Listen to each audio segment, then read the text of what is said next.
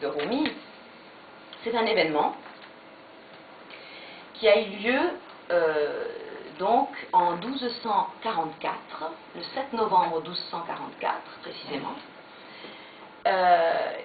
Et c'est très très important cette date parce que en fait on ne connaît pas la date, en général on ne connaît pas les dates exactes dans l'époque médiévale. On vous donne des années, des approximations.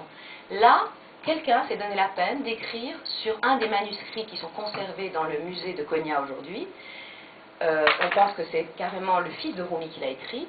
Quelqu'un a écrit à l'encre rouge le jour de la renaissance de Maulana Jalaleddin était le 7 novembre 1244, jour de sa rencontre avec Shams de Tabriz. Ça veut dire que, et Rumi le dira lui-même, toujours, il dira, quand j'ai rencontré Shams de Tabriz, ça a été pour moi une renaissance. Pourquoi? Alors, il faut vous dire deux mots de Shams, même si c'est terrible de vous dire que deux mots de Shams, parce qu'il faudrait un jour lui consacrer une conférence entière.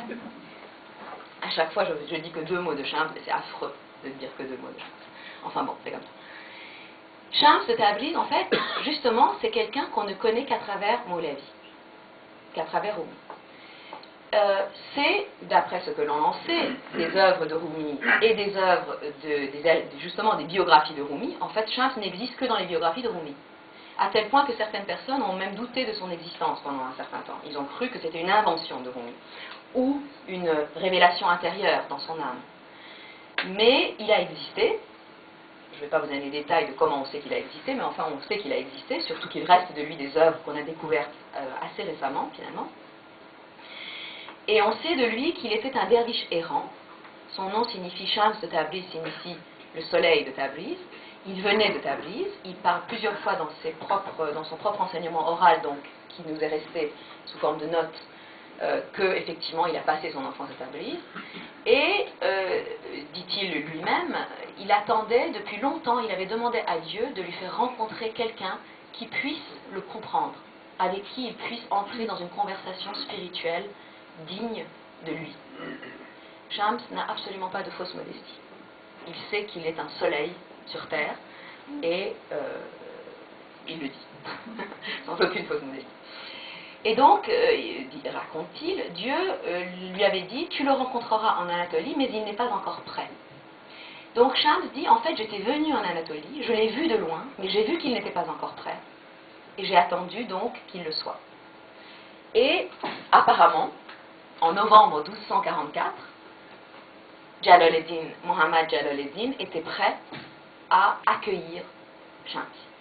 Ils se sont rencontrés, dit-on, dans le bazar de Konya, dans la partie qui est réservée aux marchands de sucre. Mais ça, je soupçonne que c'est la légende qui le dit, parce que, évidemment, le sucre est très important en littérature persane, et que la parole spirituelle est considérée comme du sucre que l'on doit goûter avec toute sa saveur. En tout cas, Shams lui pose alors Rumi arrive, Shams est à pied, derviche errant, haillon, enfin bon, genre, il était vraiment pas très avenant physiquement, il était assez laid, il était vieux, très mal habillé, très pauvre, enfin bref, il faisait un peu pouilleux. Et donc, c'est un de ses points de ressemblance d'ailleurs avec Socrate. Et donc, Rumi, lui, c'est un maître spirituel, il prêche à la mosquée, il a son turban, etc. Il est entouré de ses disciples. Et donc, ce derviche errant vient voir ce grand maître, vénéré de ses disciples, et lui dit qui était supérieur, Boyazid, le grand mystique, ou Mohammed, le prophète. Et Rumi lui dit, mais quelle question, évidemment que le prophète était supérieur à Boyazid. Et Shams lui dit, ah bon? Alors d'où vient que le prophète a dit, je suis le serviteur de Dieu, et Boyazid a dit, il n'y a personne dans ma robe que Dieu lui-même. Et là, Rumi, donc, tombe évanoui. De cette question, il a une commotion telle qu'il tombe évanoui. Alors, ce n'est pas une question tellement extraordinaire, hein. C'est une question très... Enfin, pour nous, elle est un peu extraordinaire, elle paraît un peu étrange, mais dans les milieux spirituels, dans les milieux mystiques, c'est une question extraordinairement classique, qui renvoie, là aussi, à quelque chose qui mériterait une conférence entière, qui est la tradition des paroles extatiques chez les grands mystiques, en particulier les fameux mystiques du Khorasan, dont faisait partie Bayazid Bastami, donc qui était un mystique qui entrait en état d'extase, et en état d'extase, il se prenait pour Dieu. En gros, on va dire les paroles extatiques, c'est des paroles proférées par des gens, comme Halloj, par exemple, qui disait « je suis Dieu ». Bon, on a fini par le tuer, remarquez, hein, parce que c'est quand même pas, ça se fait pas de dire des choses pareilles. Et d'ailleurs, plus tard, on dira, oui, en fait, il n'aurait jamais dû dire tout haut, même si c'est vrai ce qu'il a vécu, il n'aurait jamais dû le dire tout haut, parce qu'il y a des choses qu'on ne dit pas. Bref, donc Boyazid aussi d'ailleurs, Boyazid il disait, il n'y a personne dans ce vêtement que je porte, il n'y a personne d'autre que Dieu. Donc en fait, je suis Dieu. Et ses disciples lui disaient, mais pourquoi vous dites des choses pareilles, c'est pas bien. Il dit, ah bon, je dis ça, la prochaine fois que je dis ça, tuez-moi. Vous prenez le poignard et vous me tuez, parce que j'ai pas le droit de dire tout ça. Et donc, la fois d'après, donc à nouveau il entre en extase, il dit, il n'y a personne d'autre que Dieu dans ça, et les disciples veulent le tuer, et à ce moment-là, les poignards se retournent contre eux-mêmes. Bon, c'est de la mythologie, hein, mais la mythologie, c'est fort. Et donc, quand il revient de l'état d'extase, les disciples lui disent, on a essayé, je parle toujours de ce fameux Bastami, mais on a essayé de te tuer, mais ça s'est retourné contre nous. Il dit, oui, mais parce que quand je dis ça, je suis vraiment Dieu. C'est pour ça, vous ne pouvez pas me tuer, puisque quand je suis en état d'extase, en fait, je suis vraiment Dieu. Mais quand je reviens de mon extase, je vous dis, c'est très mal de dire je suis Dieu. Mais évidemment, parce que maintenant, je ne suis plus Dieu. J'en suis revenu. Bon, là aussi, c'est toute une histoire.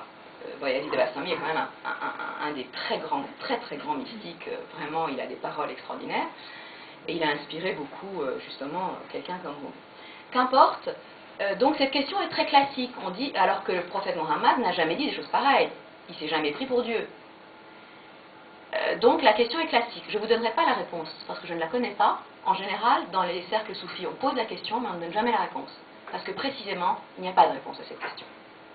La réponse, ne peuvent trouver la réponse que ceux qui ont reçu la mission prophétique, ou ceux qui sont dans l'extase mystique.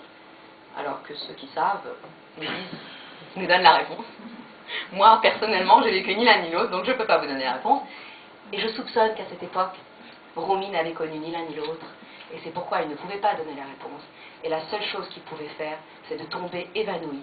Parce qu'il a compris d'un coup, je pense, que tout ce qu'il avait vécu jusque-là ne l'avait pas mené à la vraie connaissance.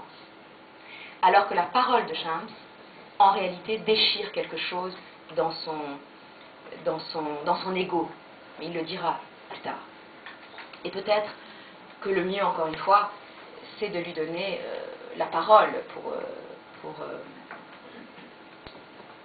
pour exprimer justement ce qui s'est passé avec l'advenue de Shams dans sa vie. Mais avant d'ailleurs de lui donner la parole, je donne la parole quand même à Shams, c'est que Shams dit, en fait, quand je lui ai... il raconte lui-même, c'est lui qui raconte cette histoire, donc on peut penser que c'est vrai. Il dit en fait, quand je lui ai posé cette question, il s'est rendu compte de la suavité de ma parole. Et d'ailleurs, moi aussi, je me suis rendu compte de la suavité de ma propre parole. Et donc, en fait, il sous-entend qu'il y a eu une sorte de coup de foudre mutuel l'un avec l'autre.